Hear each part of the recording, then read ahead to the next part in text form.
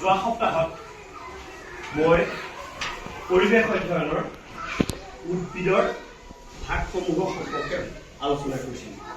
আজি সেই পাঠটো পুনৰাবৃত্তি কৰিবলৈ মই চাম কাৰ কাৰ কিমান কথা মনত ৰ'ল। মনত আছেনে নাই কথাবিলাক? আমি উদ্ভিদৰ প্ৰধান ভাগ কেইটা বুলি কৈছিলোঁ? চাৰিটা। সেই ভাগ চাৰিটাৰ কথা কোনে কোনে ক'ব? কোনে কোনে ক'ব পাৰিব?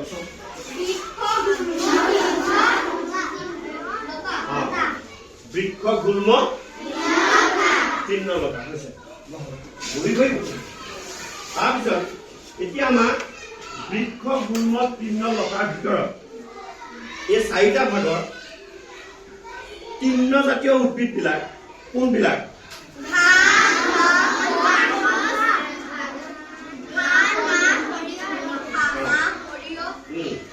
আৰু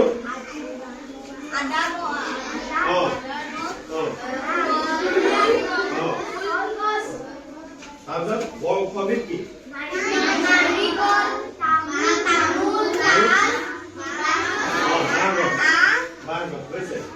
ঠিক আছে। তাৰপিছত এইখিনি হৈ গ'ল আমাৰ তৃণজাতীয়, হয় নহয়? এই তৃণজাতীয় উদ্ভিদবোৰৰ ভিতৰত আটাইতকৈ ওখ কোনবিধ? আৰু তাৰপিছত আহি গ'ল এতিয়া আমাৰ তৰু বা লতা, হয় নহয়? লতা জাতীয় উদ্ভিদ কোনবিলাক?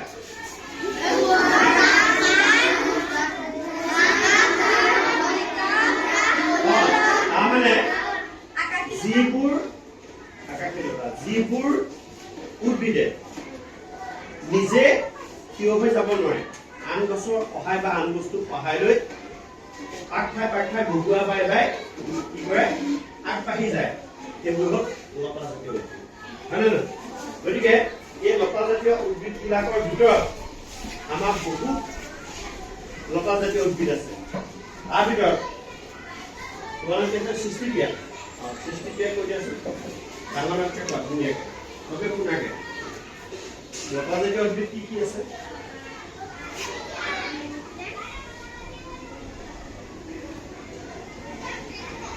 তুমি কোৱা।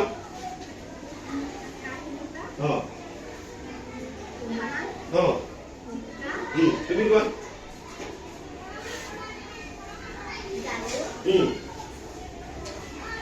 তুমি কোৱা।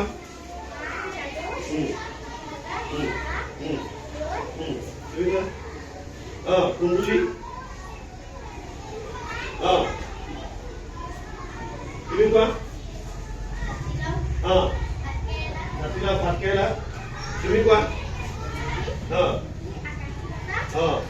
তুমি কোৱা। জালুক, তৰৈ। তুমি কোৱা। জালুক ক'লে জিকা। তুমি কোৱা। ৰঙালাও, জাতিলাও। তুমি কোৱা। আকাশী লতা, মণি প্লেণ্ট তাই ক'লে। ঠিক আছে। এতিয়া আমি গম পালো, বহুতে ক'লে যে লতা জাতীয় উদ্ভিদবিলাক কোনবিলাক আমি তাৰমানে চিনি পালো চবে, হয় নহয়? এতিয়া গুল্ম জাতীয় উদ্ভিদ, যিবোৰ সৰু জোপোহা ঠাল ঠেঙুলিযুক্ত, গা গছডাল সৰু, হয় নহয়? সৰু সৰু জোপোহা।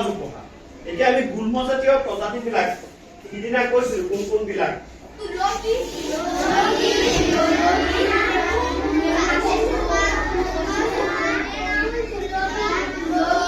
আৰু ফুল গছত কি কি? গোলাপ, তগৰ। আৰু নয়নতৰা।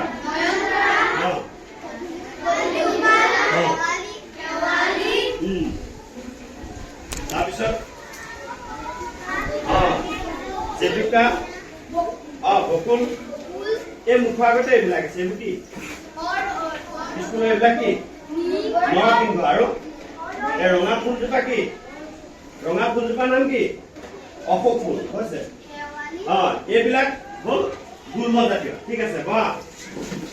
বৃক্ষ জাতীয়লৈ আহিলো এতিয়া, হয় নহয়? বৃক্ষ জাতীয় কোনবিলাক? বৰ ওখ, যাৰ গা গছ শকত, হয় নাই?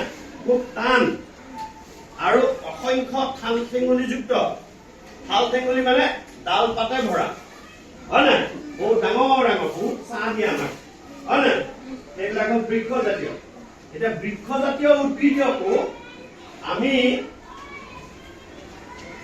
ভাগ কৰি ল'ব পাৰো কেইটাত পাৰো তিনিটা এতিয়া প্ৰথমতে ভাগৰ আগতে মই সুধিম বৃক্ষ জাতীয় উদ্ভিদ কোনে কোনে চিনি পায় মই নাম লৈ সুধিম চবেই নকবা একেলগে বৃক্ষ জাতীয় উদ্ভিদ নাম কোৱা ডাঙৰকে এই কি ক'লে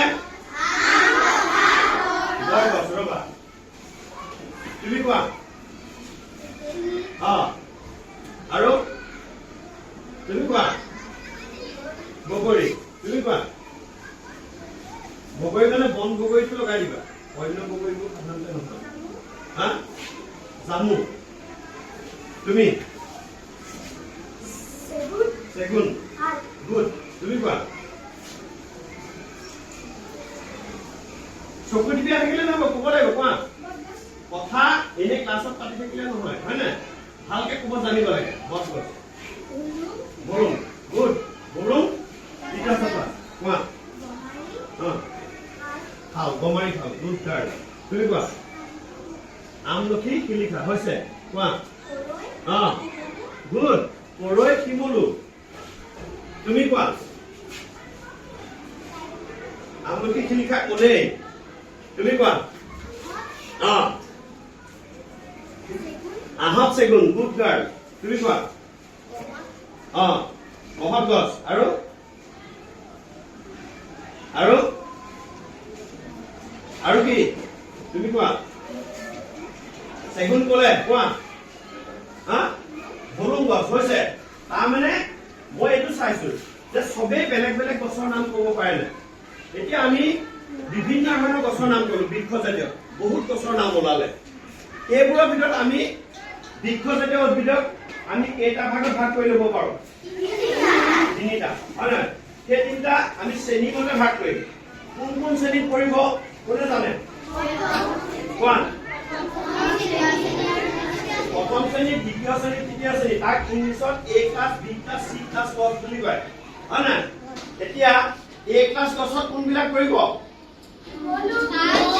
শিমলু নহয় শাল চেগুন গমাৰি অমাৰি এইবিলাক এ ক্লাছত পৰিব বি ক্লাছত কোনবিলাক পৰিব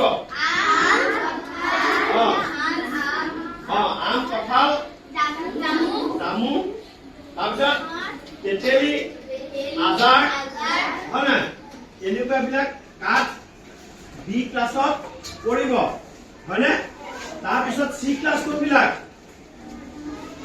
বিশালে কোৱাটো কি আছিলে চেগুন এ ক্লাছ একদম ধুনীয়া গছ শিমলু হৈছে কোনে কৈছিলে শিমলু আৰু সতিয়ানা হেলেও কদম এইবিলাক চি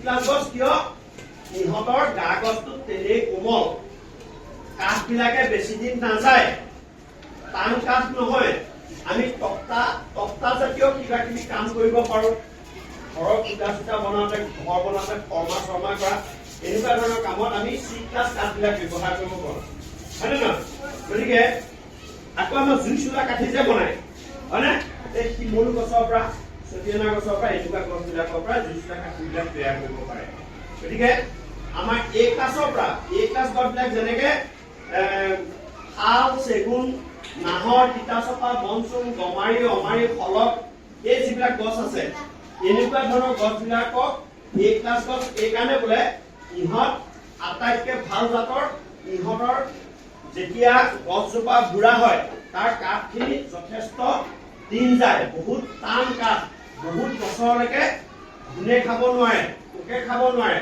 সেইকাৰণে এই কাঠখিনি যথেষ্ট ভাল হয়নে নহয় এই কাঠখিনি যথেষ্ট ভাল তাৰ পিছতে ভাল আম কঁঠাল কৰৈ আজাৰ এনেকুৱা জাতীয় যিবিলাক বি ক্লাছ গছ আছে সেই গছবিলাক আমাৰ যথেষ্ট দিন সেইবিলাকেও লাষ্টিং কৰে আজাৰে এটা বিশেষ কাম কৰিব পাৰে আজাৰ গছৰ কাঠে কি কৰিব পাৰে পানীত নাও বনোৱা কামটো বিশেষকৈ আজাৰ গছৰ পৰাই কৰে গম পাইছেনে বিৰিয়ান গছৰ পৰা বনায় কিন্তু আজাৰ গছতে বহুত দিন লাষ্টিং কৰে নাও বনালে বুজি পালানে সেইকাৰণে এই বি ক্লাছ গছটো আমাৰ বৰ উপযোগী কিন্তু চি ক্লাছ গছ নহ'লেও আকৌ আমাৰ নহ'ব হয়নে নহয় আমি ঘৰৰ ধৰি লোৱা ঘৰ এটা বনাম পকাকে বনাম বিম ঢালিম ইটা বনাম এইবিলাকত আমাৰ যিবোৰ কাঠৰ ফৰ্মা লাগিব সেইবোৰ আমি চি ক্লাছ গছৰ পৰা টক্টাৰ পৰা আমি কৰিব পাৰিম সেইকাৰণে আকৌ ধৰি লোৱা জুই চোলা কথা যে ক'লো তাৰপৰা আমাৰ যে ফল মূলবিলাক আনে তেনেকুৱাবিলাক আমাৰ চি ক্লাছ কাঠৰ টক্টাৰ পৰা সেই কাৰ্টুনবিলাক ফল মূল বিলাহী চিলাহী দূৰৰ পৰা যিবিলাক পেকেট কৰি আনে সেইবিলাক আমাৰ তেনেকুৱা কাঠৰ সৰু সৰু হেৰিয়াৰ পৰা আমাৰ আনে হা গতিকে আমি এই চি ক্লাছ কাঠখিনিও আমি ভাল ধৰণে ডাঙৰ কৰিব লাগে ভালকে প্ৰত্যেকবিধ গছ ব্যৱহাৰ কৰিব লাগে কাৰণ আমি অকল কাঠ বুলিয়ে নহয় উদ্ভিদে আমাক এটা ডাঙৰ বস্তু দি জীয়াই আছে কি অক্সিজেন উদ্ভিদৰ পৰাহে আমি পাওঁ গোটেই পৃথিৱীত যিমান প্ৰাণী আছে সকলোৱে উদ্ভিদৰ পৰাহে অক্সিজেন পাওঁ আকৌ আমি প্ৰাণীবিলাকে যিটো কাৰ্বন ডাই অক্সাইড গেছ এৰি দিওঁ সেইটো কোনে গ্ৰহণ কৰে উদ্ভিদে বা গছে হয় নহয় গতিকে সেইকাৰণে আমাক উদ্ভিদ আমাক জীয়াই থাকিবলৈ প্ৰাণীসমূহ জীয়াই থাকিবলৈ আমাক উদ্ভিদ কিমান প্ৰয়োজন আমি সকলোৱে গম পাইছো নাই কথাটো যোৱা সপ্তাহত মই কথাখিনি খুব ভালকে আলোচনা কৰিছিলো সবাই মনত আছিলে নাই এই কথাখিনি আমি কেতিয়াও পাহৰিব নোৱাৰিম গতিকে মই এতিয়া তোমালোকক সবকে বহি যোৱা এতিয়া মই প্ৰত্যেককে আমি যে উদ্ভিদৰ ভাগ 4টা হয়নে উদ্ভিদৰ প্ৰধান ভাগ 4টা মানে বৃক্ষ গুল্ম তৃণ লতা বা তৰু এই ভাগ 4টাৰ পৰা 5বিধ উদ্ভিদৰ নাম সবে বহিটা লিখিব লাগিব আৰু তাৰ পিছত দ্বিতীয় কামটো হ'ব যে আমাৰ এ ক্লাছ গছৰ মানে প্ৰথম শ্ৰেণীৰ বৃক্ষজাতীয় উদ্ভিদৰ আমাৰ যিটো এ ক্লাছ হিচাপে আমি পাওঁ এ ক্লাছ বি ক্লাছ সি ক্লাছ তিনটা পাওঁ নে নাই প্ৰথম শ্ৰেণী দ্বিতীয় শ্ৰেণী তৃতীয় শ্ৰেণী এই উদ্ভিদৰ এই তিনটা ভাগৰ পৰা 4জোপা প্ৰত্যেক ভাগৰে আঠুতীয়াকে লিখিব লাগিব কোনে কোনে পাৰিবা হাত দাঙা চাওঁ কাৰ মনত ৰ'ল সঁচা নে মিছা মনত ৰ'ল নাই ৰ'ল আখৰ চবৰে ধুনীয়া হ'ব লাগিব বানান কোনেও ভুল নকৰিবা লিখা আৰম্ভ কৰা ঠিক আছে